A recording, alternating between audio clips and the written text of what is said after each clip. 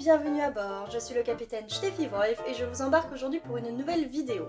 Et qui dit première vidéo de l'année dit bien évidemment heureuse année 2023 à tous ceux qui verront cette vidéo. Alors si vous êtes passé sur mes différents réseaux sociaux qui, je vous le rappelle, sont toujours en barre d'infos, évidemment vous avez déjà eu la nouvelle année, les vœux de nouvelle année il y a fort longtemps sur Instagram et sur Facebook du coup, mais bon.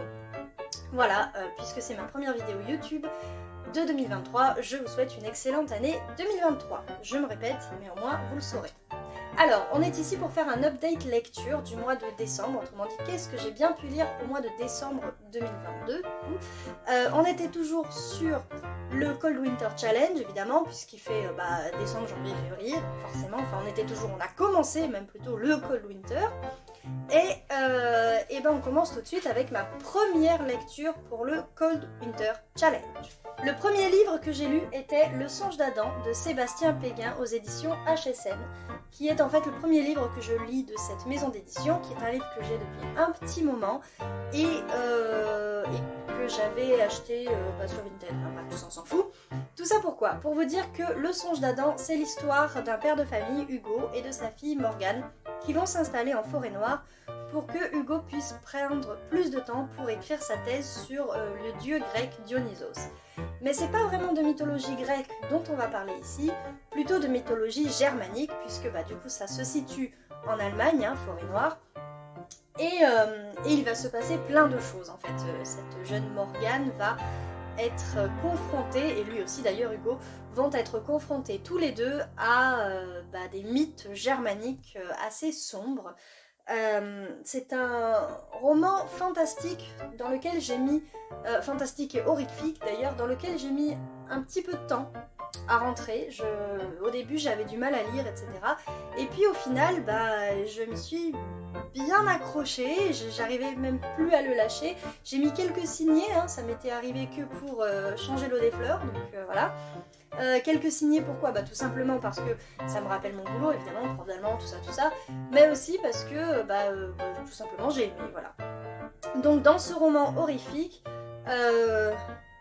on retrouve les mythes germaniques, comme je vous l'ai dit, mais on retrouve aussi une certaine touche de Stephen King, puisque il y est fait allusion, en fait, on a vraiment une allusion au roman Cimetière de Stephen King, une allusion vraiment, c'est-à-dire qu'à un moment donné, en début de chapitre, on retrouve un extrait de Cimetière, mais aussi l'allusion continue dans le cœur du roman, puisque il y a une intrigue qui est similaire. Alors si vous avez lu Cimetière de Stephen King, vous savez de quoi je parle.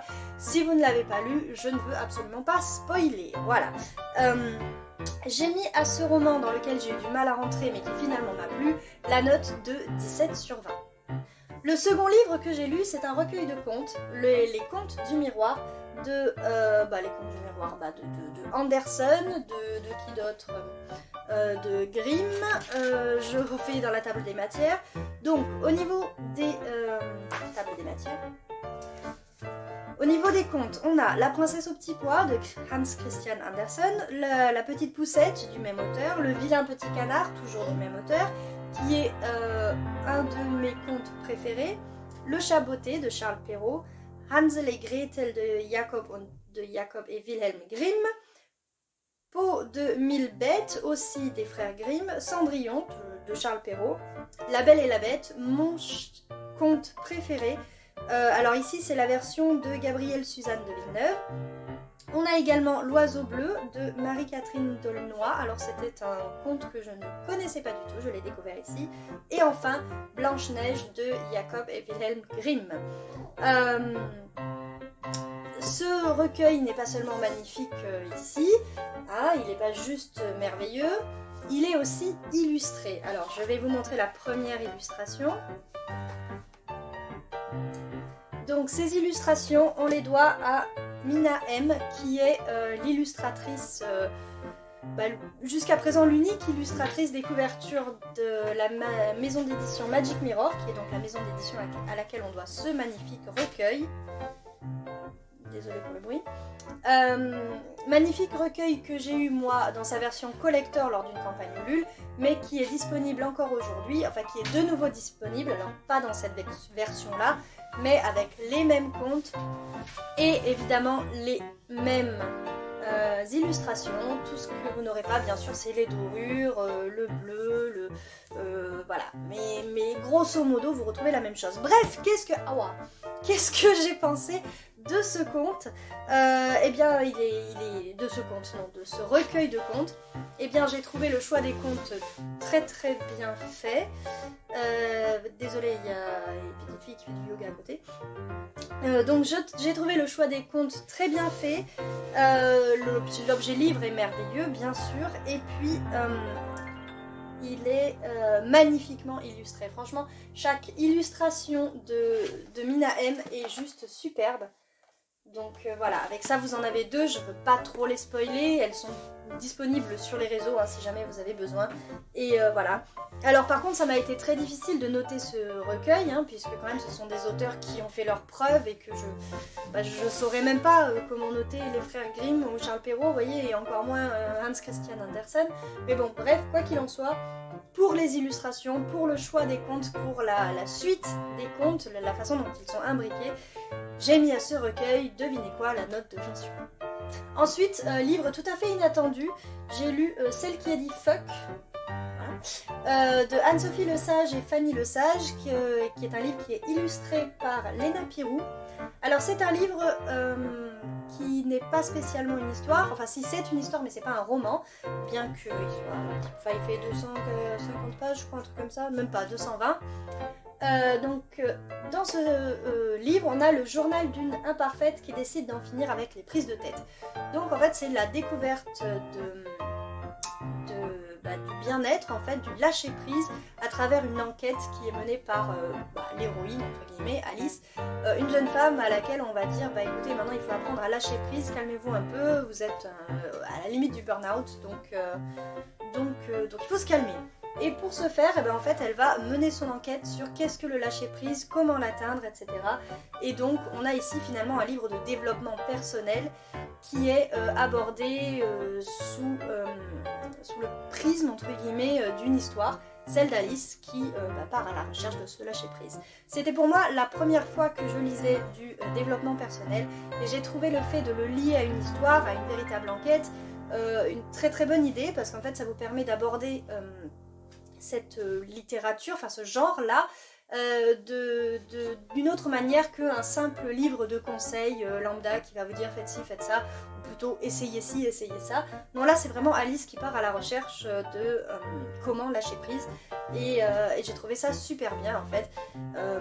Donc voilà, pour ces raisons, j'ai mis à ce roman la note de 19 sur 20. Alors pourquoi pas 20? Honnêtement, je saurais plus vous le dire. Peut-être, j'en sais rien. Voilà. C'était il y a trop longtemps. J'ai lu ça début septembre. En fait, j'ai lu ça il y a un mois tout pile. Voilà. Par contre, j'ai mis que 2 jours à le lire parce qu'il m'a énormément plu. Je l'ai dévoré. À chaque fois que je faisais une pause, même pour manger ou quoi, j'ouvrais le livre, je continuais, je l'ai adoré. Et donc, du coup, je sais même plus pourquoi j'ai mis la note de 19 au lieu de 20. Alors, le livre que j'ai lu ensuite, c'était L'amour pur Malte. Donc là, on revient sur le Cold Winter Challenge. Hein, je l'ai lu en e-book, c'est pour ça que je n'ai pas dans la main, comme d'habitude. C'est un livre de Laurie Berrero aux éditions L'Abeille Bleue. Et alors, on y retrouve nos héros, donc c'est une romance. Hein. Je pensais que c'était une romance de Noël, moi, mais... alors pourquoi je dis je pensais hein. Je l'ai lu pour le Cold Winter Challenge et c'était dans la catégorie lire un livre dont on ne sait rien. Donc moi, en fait, à part la couverture et le titre, je ne savais rien du tout de ce livre. Et j'ai décidé de le lire parce que ça me semblait, avec la neige, tout ça, aller parfaitement dans le Cold Winter. Voilà, ça rentrait là-dedans. Et donc on a un couple qui se retrouve, une femme qui travaille dans la publicité et un homme qui travaille dans le whisky. Et il a besoin d'aide pour lancer son affaire, en fait, parce que jusqu'à présent, il est propriétaire d'une abbaye, donc il fait visiter l'abbaye, il y a plein de produits dérivés, mais il n'a pas encore ouvert pour le whisky parce que apparemment il faut attendre un peu de temps, on peut pas vendre le whisky dès qu'il est fait, en fait il faut quand même qu'il ait un petit peu d'âge. Voilà, moi j'y connais rien, mais bon, avec ce roman, j'en ai appris un petit peu. Et donc, bien évidemment, on est dans de la romance, hein, donc cette jeune femme et ce jeune homme vont tomber amoureux.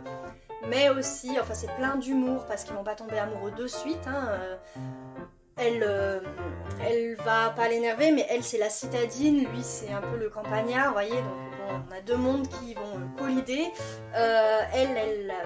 Sa carrière en fait se joue sur cette publicité qu'elle va faire pour cet homme, et il faut pas qu'elle se loupe, donc elle a pas vraiment le droit de coucher avec son client, encore moins d'en tomber amoureuse évidemment.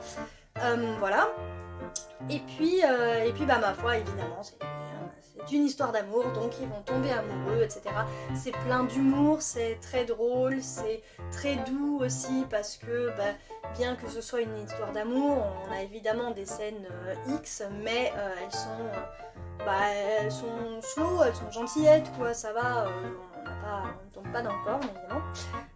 Voilà, donc pour ces raisons, parce que c'était tout doux, parce que c'était mignon, mais que c'était pas non plus voilà, la lecture du siècle, parce qu'il y a quand même pas mal de clichés, bon, en même temps c'est une romance, hein, donc on a souvent des clichés en romance, j'ai mis la note de 15 sur 20, voilà. Le dernier livre que j'ai lu en décembre, c'était Là où chantent les écrevisses de Delia Owens, donc aux éditions Point. Que dire ? J'avais beaucoup entendu parler de ce roman, bien évidemment, on me l'a offert, enfin c'est ma mère qui me l'a offert, après que je lui ai dit que j'avais adoré Changer l'eau des fleurs, et donc elle m'a dit c'est dans plus ou moins le même genre, et puis là c'était du nature writing, vu que j'en ai quasiment jamais, je me suis dit bah pour le Cold Winter, pour une fois j'aurai du nature writing, je vais lire celui-ci. Donc on suit ici l'histoire de Kia, qui est une petite fille qui vit au bord d'un marais et qui se passionne pour le marais, pour sa faune, pour sa flore, etc. Enfin principalement pour sa faune quand même, pour ses oiseaux, j'en doute pas du tout.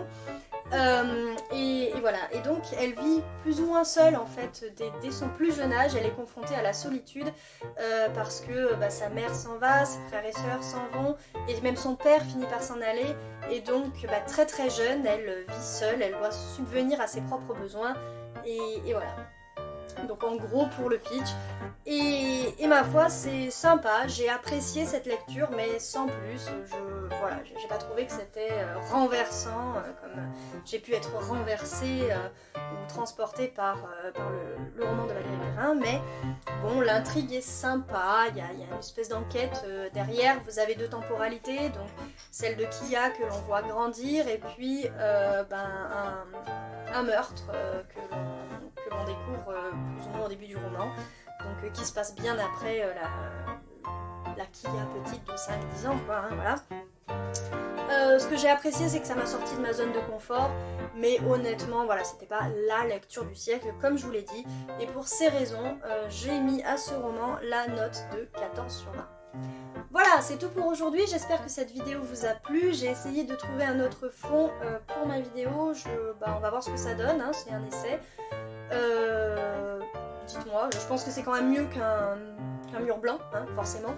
Ici on est devant ma palle en fait, enfin une partie de ma palle, parce qu'il y a encore au-dessus.